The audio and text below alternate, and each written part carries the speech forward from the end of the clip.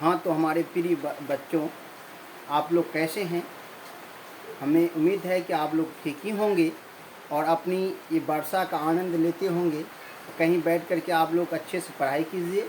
मौसम बहुत बढ़िया दिया आप लोगों के लिए। एकदम वह करके दिखाइए जो आज तक कोई नहीं किया है, आपके इलाके में कोई नहीं किया है माय डियर्स। एकदम मेरा चैलेंज से है और आप करने में लगे रहिए और वर्षा का भी आनंद लीजिए। और आज मैं आपका 12th क्लास का हिस्ट्री लेकर आया हूँ, जो टॉपिक 4 नंबर है, प्राचीन भारतीय धर्मों का इतिहास। तो आप प्राचीन धर्म आप जानते ही हैं। प्राचीन धर्म मेरे यहाँ बौद्ध है, जैन है, ये सब क्या है? प्राचीन धर्म है।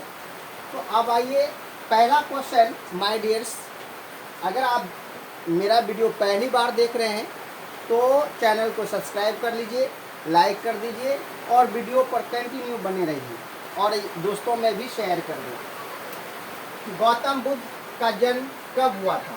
तो 523 ईसा पूर्व।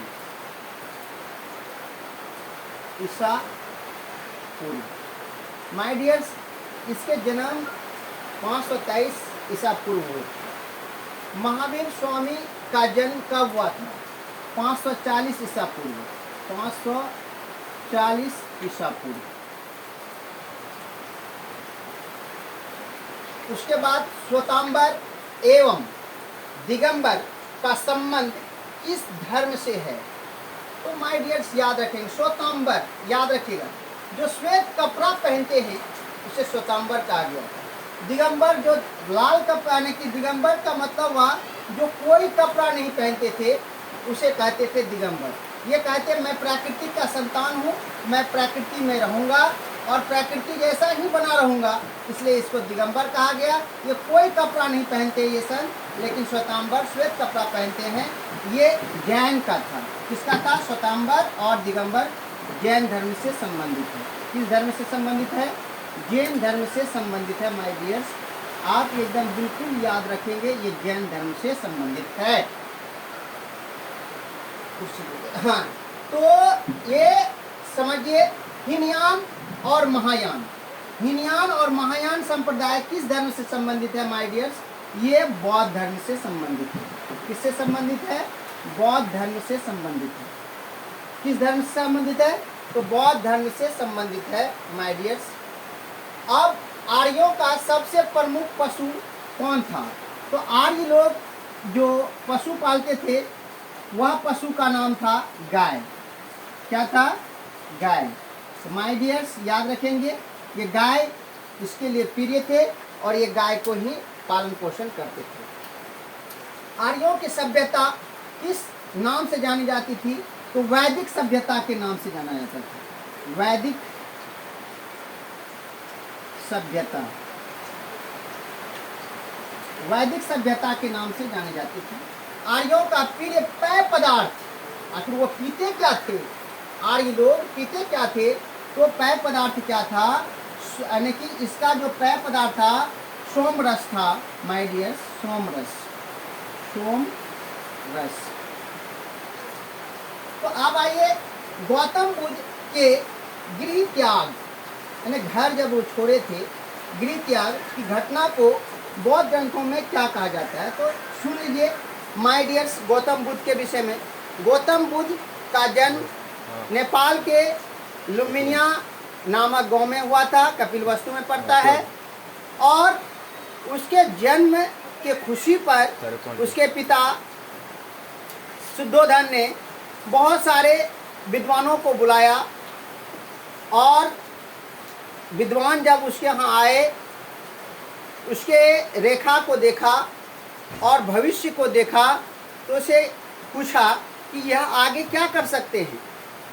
तो वह विद्वान ने बताया कि यह बच्चा आगे चल कर के चाहे एक महान संत बनेंगे या बहुत बड़ा राजा बनेंगे। तो ये बातें उसके दिमाग में लग गई और उसके बाद वह चाहता था कि मेरा बेटा एक महान राजा ही बने और ये सन्यासी ना बने। लेकिन उसकी जीवन चलता रहा। मात्र 12 साल की आयु में शादी हो गई। शादी होने के बाद यशोधरा से उसकी शादी हुई और उसे एक पुत्र भी हुआ जिसका नाम राहुल था, याद रखेंगे। और जब वह एक दिन शिकार को निकले, वन को सफ़र करने निकले, तो उसने 3 चीज़ों से अपने सीख लिया और ज़िंदगी को ही बदल लिया, और उसने गृह त्याग कर दी। तो गृह त्याग की घटना को क्या कहते हैं? तो आइए महाभिनिष्क्रमण कहते हैं। तो कहता है गौतम बुद्ध के गृह त्याग की घटना को क्या कहते हैं? महाभिनिष्क्रमण कहते हैं।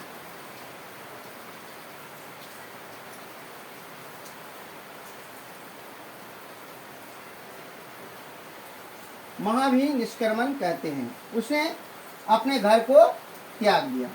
उसके बाद कहता है गौतम बुद्ध को ज्ञान किस नदी के किनारे मिला था? तो आप लोग याद रखेंगे कि निरंजना नदी के किनारे मिला था। कहाँ? बोध गया में मिला था, याद रखेंगे। और बोधि वृक्ष के नीचे मिला था। तो बोधि वृक्ष के नीचे मिला था गौतम बुद्ध को ज्ञान की प्राप्ति। कौन नदी? निरंजना नदी। निरंजना नदी के किनारे मिला था, निरंजना नदी के किनारे। कहाँ? बोध गया में। गौतम बुद्ध के समकालीन मगध सम्राट कौन थे? तो जब बुद्ध को ज्ञान की प्राप्ति हुई थी उस समय मगध सम्राट का बहुत बड़ा बोलबाला था। मगध सम्राट ही सब सम्राटों में से बड़ा था। मगध जो थे ये लगभग 16 महाजनपद हमारे पूरे भारत में थे। 16 महाजनपदों में से सबसे बड़ा महाजनपद कौन था? मगध था। इसके सम्राट बिंबिसार थे। कौन थे? बिंबिसार थे। बिंबिसार थे, याद रखेंगे।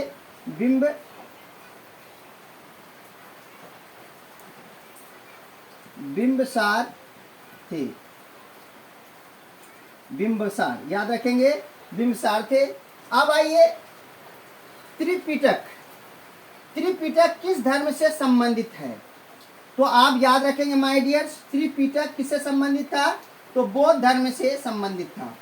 बौद्ध धर्म से संबंधित था। त्रिपिटक का कहने मतलब 3 पिटक थे। तो ये बौद्ध धर्म से संबंधित थे। जैन धर्म के 24वें तीर्थकर कौन थे? तो याद रखिएगा जैन धर्म के 24वें तीर्थकर कौन थे? महावीर स्वामी थे। महावीर स्वामी, महावीर स्वामी थे। उसके बाद अंगुत्तर निकाय किस धर्म का ग्रंथ था? तो ये बौद्ध धर्म का था माय डियर्स। बौद्ध धर्म से था अंगुत्तर निकाय। स्तूप किसकी याद में बनाए गए थे? तो याद रखेगा स्तूप जो बनाए गए थे वह बुद्ध के याद में बनाए गए थे। बुद्ध है ना, या गौतम बुद्ध लिख दीजिए। गौतम बुद्ध के याद में बनाए गए थे।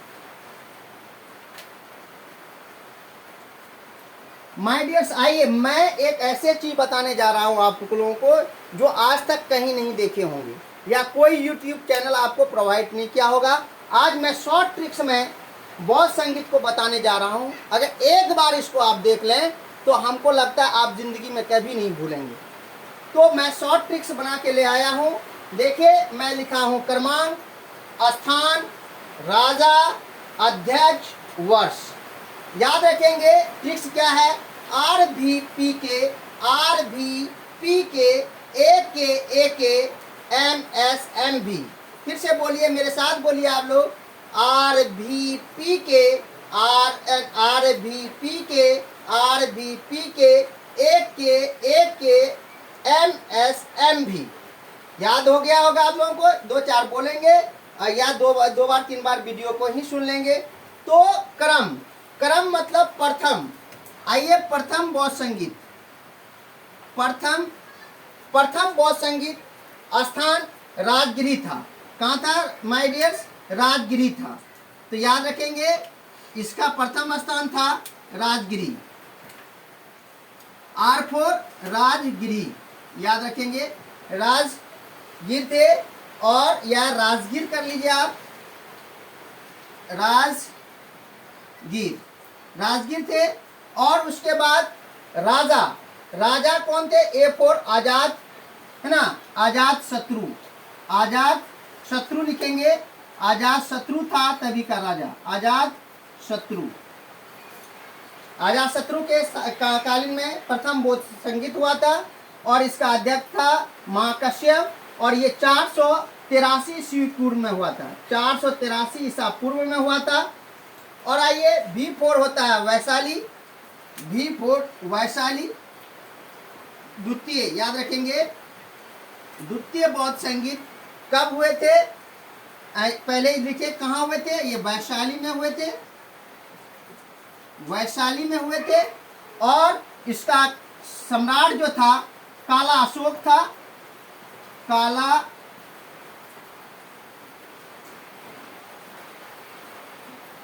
अशोक, काला अशोक था।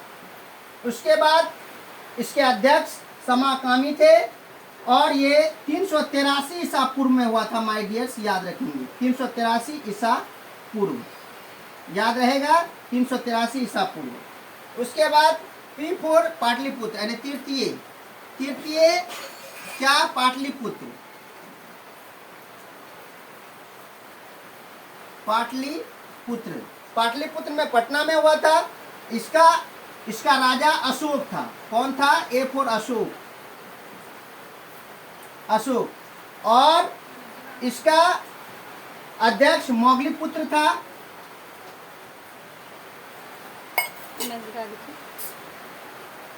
मोगलीपुत्र।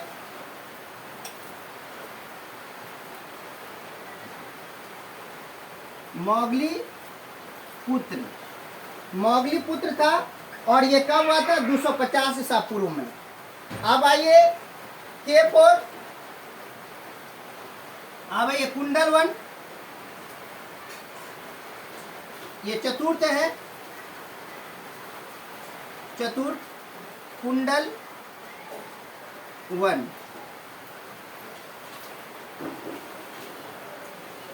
इसका राजा कनिष्क थे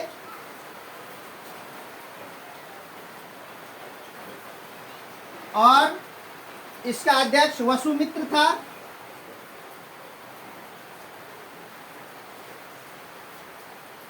वसुमित्र, और ये 72 ईस्वी में हुआ था।